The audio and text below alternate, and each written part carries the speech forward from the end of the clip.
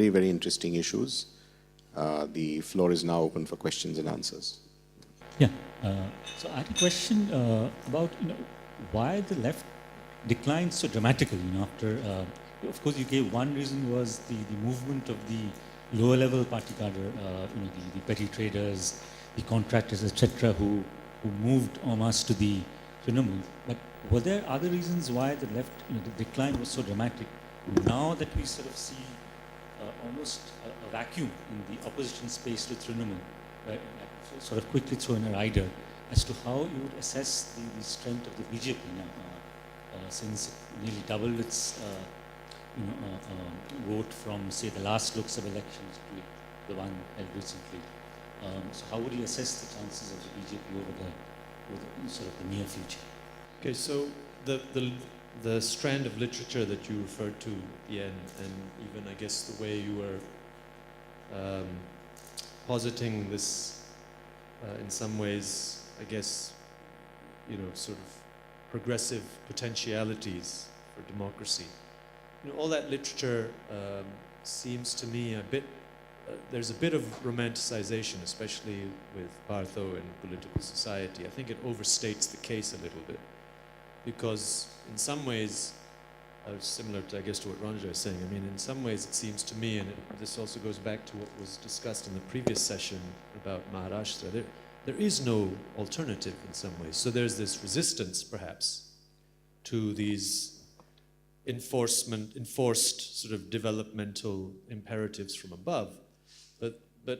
But this resistance is not articulated within into any sort of viable long-term political project, which, as I asked previously as well, which is not neoliberal and which is not premised upon, again, that classic binary of the market being free, so to speak, and the state just playing an enabling role for investment. So where does that leave us in terms of actual viable political alternatives? Might not be the end of history, but might be the end of ideology. And I wonder how just the fact of resistance can answer that, because resistance can't just be reactive, there has to be something proactive to push us beyond what we're opposing.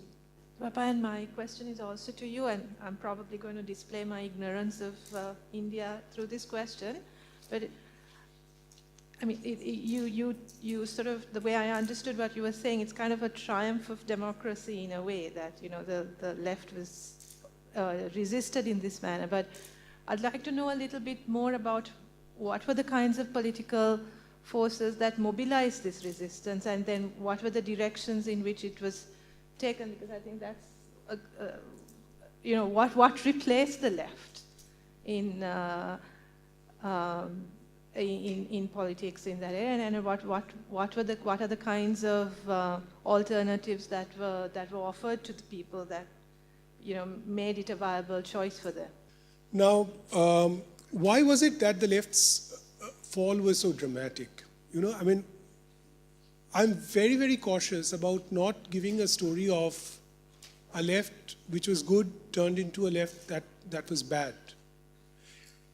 I mean, for instance, it has been suggested not just by me, but many others, that after the first bout of land reforms which you had in countryside, it was very important for the left to have some, sort of follow-up action, which was not taken, and which was not taken because of certain kind of class entrenchment of the middle peasants who supported the left, and any follow-up action could have been disastrous for the CPIM's organizational hold in the countryside.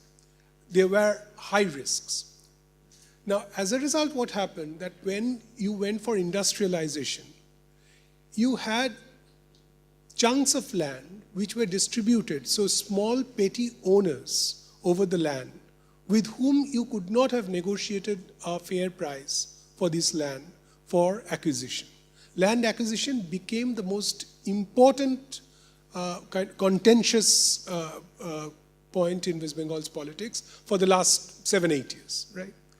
So, land reforms without follow-up action for decades actually led to a kind of situation, the point of no return. So in a way, I would say that the success of certain left policies were actually the reason for the kind of bottleneck which were eventually created. Now, if you look into the organization of the left, the thing which I am suggesting is that it was, this is not just me, I mean Pranab Bardhan and others in their survey also suggested that this is a kind of a clientelism which was sort of evolved over decades. Now, I sort of agree to this. I mean, it is their findings, and I mean, they have meticulously done a large survey, and they found that for every small village, there's a certain kind of network which is operative, etc. But I don't agree to their sort of understanding of the left debacle, because what I found in my fieldwork is that those people who were with the left earlier, they have now become organizers of the opposition parties, now the ruling parties, the Trinamool Congress. And similar kind of shifts are happening because the Trinamool itself is splitting, and a section is now taking refuge from the Bharatiya Janata Party. And as you know, that West Bengal politics is extremely violent. So the question of survival is utmost for many of these political workers working at the ground level. Now, many people say that why is it that the Communist Party is so inactive? Why is it that organizationally it is not putting up a sort of resistance? Unless you have a kind of moral credibility to get a larger popular support in the local areas, to push your own workers up front could be extremely risky and dangerous for these people.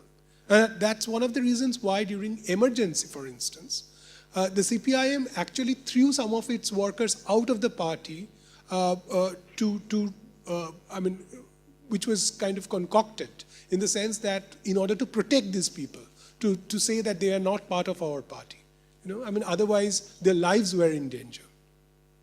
So the decline is because of, my short answer would be the kind of political economic reason why, while certain kind of policies were not taken to their logical conclusion, as a result, a scaffolding of an organization did exist at the ground level.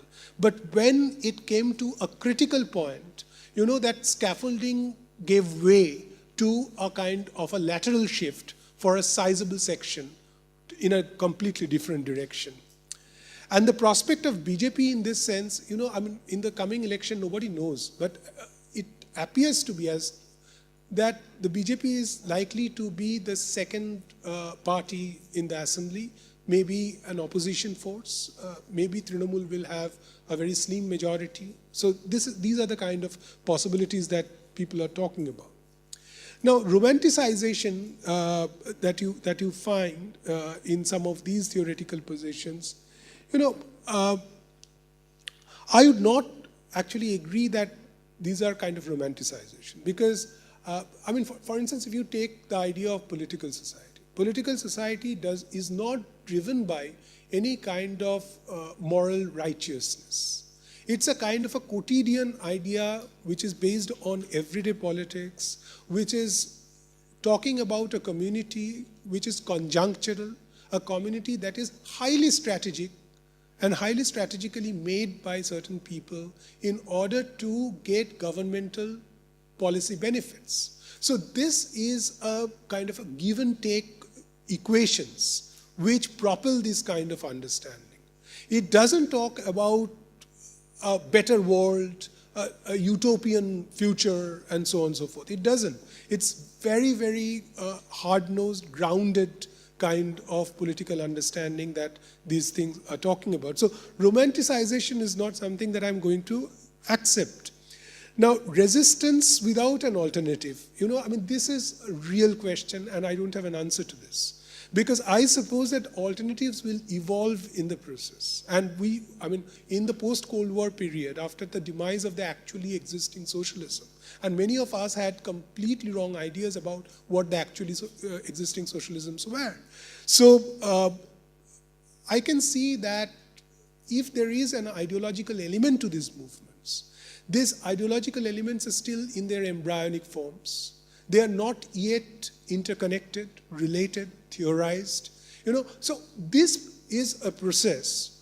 We don't know the kind of end result of the process. It has not crystallized, ossified kind of thing as yet, but this has some degree of fluidity, and I suppose that through this fluidity, we'll have a different understanding. So my idea is to provocatively pose this theoretical position in order to, sort of disturb the notion of certitude, that India is going for an economic transformation which will be for the better of happiness for everyone.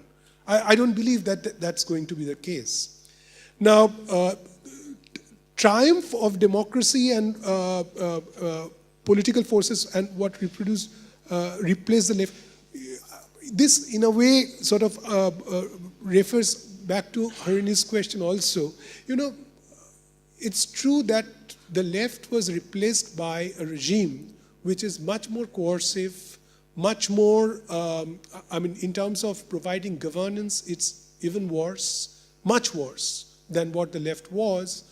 But at the same time, the fact that the left could be unseated from power after 38 years of rule, that people had to believe it. People had to be convinced that it was possible. And this was not possible unless you could have a kind of galvanization of a wide array of political forces. From, say, the Maoist on the one hand, to the right-wing forces on the other.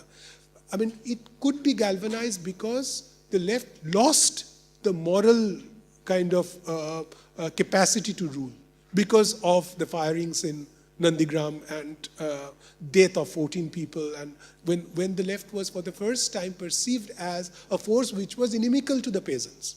It stood by the peasant and land reforms for a very long time.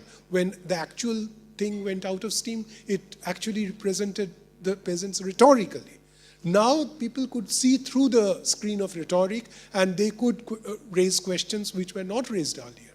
So the left, again, I get back to that it's not the question of who replaced the left. The question is that any regime that goes for a drastic economic transformation of the polity without a broad-ranging consultative democratic process is bound to face certain kind of opposition, which I think that any regime is incapable to withstand. I will just end with, I think, a comment.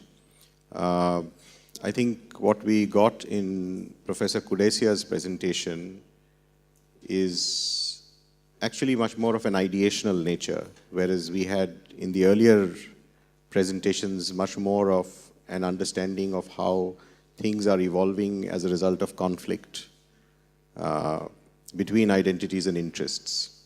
And in some senses, I think he brought in the absence of the politics as some kind of a problem in relation to what he considers to be an ideal construction. My comment for Dr. Bhattacharya's very, very provocative, intensive, and serious analysis of West Bengal would be that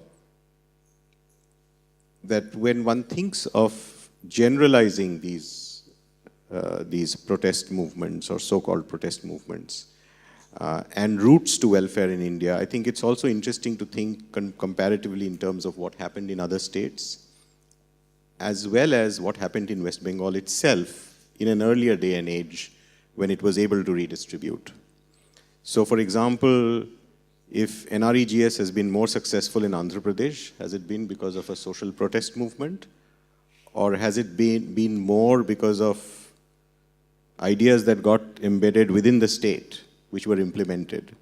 So one of the routes, contrast that with what happened in West Bengal in the late 1970s. Would you buy an Atul Kohli type of argument, which would suggest that there was ideological coherence, but it was the base of the party that actually propelled land redistribution? Where would you put the value of causality? Is it more in the ideological coherence of the Communist Party, or is it more in the social base of the Communist Party? And then that has to be that has to actually stand up to an alternative explanation, which is that what if the Trinamool had not mobilized? I know that there are many people in Singur who would say that Mamata Banerjee has come to power, the Tatas have left, and we think we are lost. There are a lot of people who believe that they protested for a cause which was a mirage at the end of the day. And on the other hand, we also know that land is being acquired by capitalists through somewhat quasi-crony capitalist methods, but to the satisfaction of people who are selling land in Haryana and in Tamil Nadu. So I think the questions that you raise are very, very important, but welfare of a certain kind has been born in India, and this is sort of the post-CPIM kind of argument that was posited by people like Professor Atul Kohli. And I think if you bring some of that into this paper, I think it will tell us about India's political economy, things that we do not know, because there are few people like you who are actually engaged with questions like this. So with that, I think I will bring this session to an end. Thanks to the speakers and to the audience. And I think the academic part of this conference has landed. I think it's been a very smooth and enlightening landing. And I personally have been enriched by the conference. Thank you very much.